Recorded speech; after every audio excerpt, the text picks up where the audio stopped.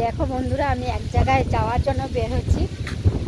দেখো কি হাওয়া দিচ্ছে, আমাকে উড়িয়ে নিয়ে যাবে। ছোটবেলায় যখন আমি পাতলা ছিলাম না, তখন আমাকে সবাই বলতো দেখিস তোকে হাওয়া উড়িয়ে নিয়ে যাবে। সেই কথাটা আমার এখন মনে পড়ে গেল।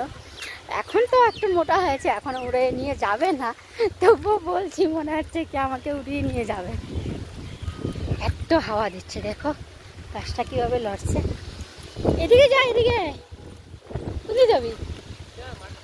হ্যাঁ, তাড়াতাড়ি হইব না।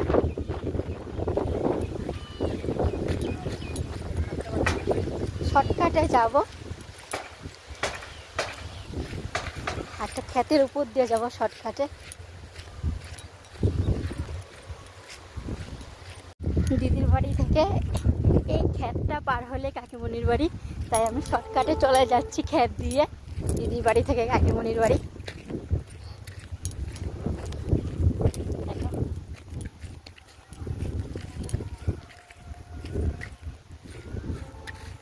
এখানে আসলে আমি প্রচুর হাঁটি, বাড়িতে থাকলে একদম হাঁটি না। বাপের বাড়িতে ঘুরতে আসছি তো, তাই দিদির বাড়ি থেকে একবার কাকুর বাড়ি আর একবার মার বাড়ি, এইসব করতে করতে আমার অনেক হাঁটা হয়ে যায়।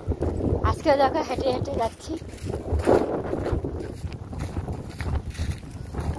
Tata, bye bye.